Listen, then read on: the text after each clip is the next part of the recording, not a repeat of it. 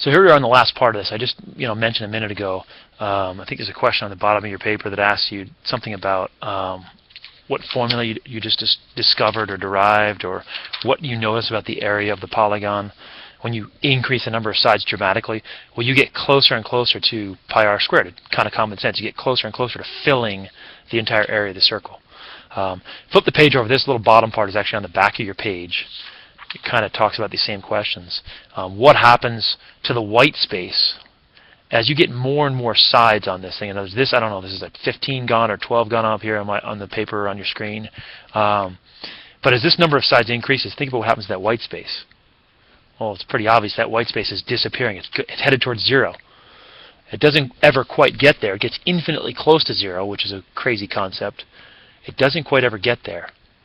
And then the second question, what happens to the shaded space, the yellow space, as you get more and more and more and more and more sides? This number of sides approaches infinity. That 8 that's sideways is an infinity symbol if you haven't seen one before. And of course, this area is not approaching infinity. It's approaching this limit of a circle, or pi r squared. It's headed towards pi r squared.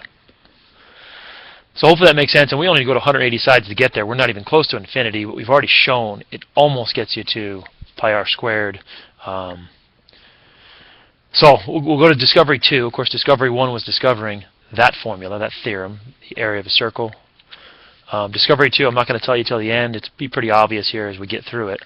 We're going to examine the perimeter of this inscribed polygon. And as soon as I say that, you might know what we're going to discover on here.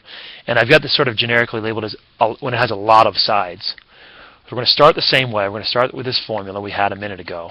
We just figured out that as you get the number of sides more and more and more and more and more increased, that area approaches pi r squared. It approaches the area of the entire circle.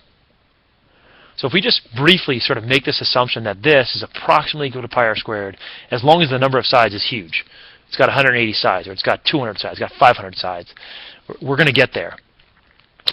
What we want to do now is just solve this equation for perimeter. We're trying to derive an equation for perimeter. It's essentially what we're doing. You derive an equation for p, so solve for p. Algebra 1, you know how to clear fractions. To clear that 1/2, you multiply both sides by 2. So you get the apothem times the perimeter is equal to 2 pi r squared. And again, I want to get p by itself, so I've got to divide a from both sides, or out of both sides. So then you get something like this. The perimeter is equal to 2 pi r squared over a.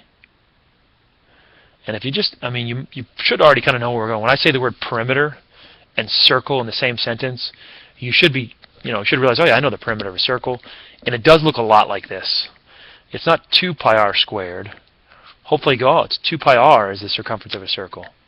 That's what we're trying to get to. Unfortunately, we have this extra factor of r, and for some crazy reason, have an apothem in the bottom. Think about the question that's on your paper for a minute. It's up here now again. As you dramatically increase the number of sides, and of course I'm looking here, number of polygon sides, how does r compare to a? And I've included this little drawing here. I've taken this triangle.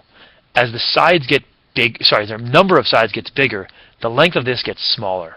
In other words, this bottom gets smaller and smaller and smaller and smaller and smaller and smaller because these angles get smaller and smaller and smaller. We kind of showed that with the previous 4 examples. Think about as this angle gets smaller, what happens to the value of r and a? And it's almost like a little hinge. This hinge is closing, and the values of r and a are almost equal to each other. We can almost say they're approximately equal to each other. And it's hard to see on your screen, but this is approximately, the radius is approximately equal to the apothem. Now we know they can't ever get there because this is a hypotenuse, and this is a leg, but they almost get to the point of being equal to each other. If they were really equal to each other, think about how that changes this equation. If r and a are equal, and I'll go down to the bottom here to show that, if r and a are equal to each other, you can reduce that equation. You can cancel out one factor of r, and you can cancel out the factor of a. And then all of a sudden, voila, you've got this beautiful formula. The perimeter is equal to 2 pi r. And of course, I could ask you, where have you seen that before? Well, the perimeter of a circle is 2 pi r. The circumference of a circle is 2 pi r. And it goes right back to the same concept as we had before. As we expand the number of sides, and we make this polygon bigger and bigger and bigger and bigger, it fills the space more and more. The area increases to a limit. Same thing with the perimeter. The perimeter almost fills the entire circumference. Those are almost the same thing. If I were to show you a picture of a 200 gon, you wouldn't be able to tell the difference in terms of what it looks like with a circle. It would look like a circle. Its circumference, its perimeter would look the same. So there's your second derivation. Discovery number 2, of course, was discovering that little theorem, that little formula that you've had for years.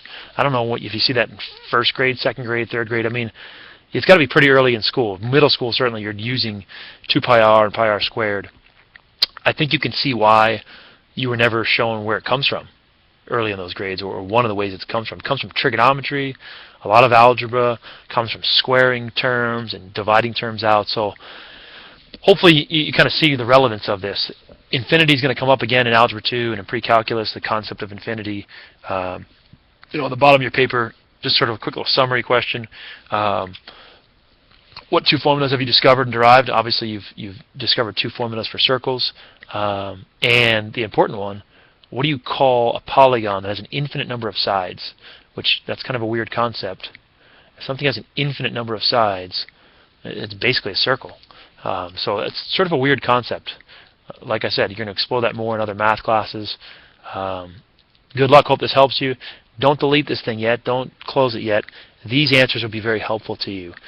These are what I cranked these answers out to the review that I gave out to you on Wednesday, or the sub's going to give out to you on Wednesday. Hopefully these answers are helpful to you. I think they're all correct. I haven't double-checked them, and like I said, I spent 10 minutes doing these 24 problems. Real good chance to go and check these. If you don't know how to get any of them, talk to Mr. Snyder. This is a hard worksheet. I don't think the test is not this long, but I think it's of this level. The expectation is you can do problems of this level. The test should be 10 questions or less. So time-wise, you should have plenty of time. Certainly you can use these answers to check yourself, show all your work on a separate sheet of paper. Enjoy and good luck. Thanks.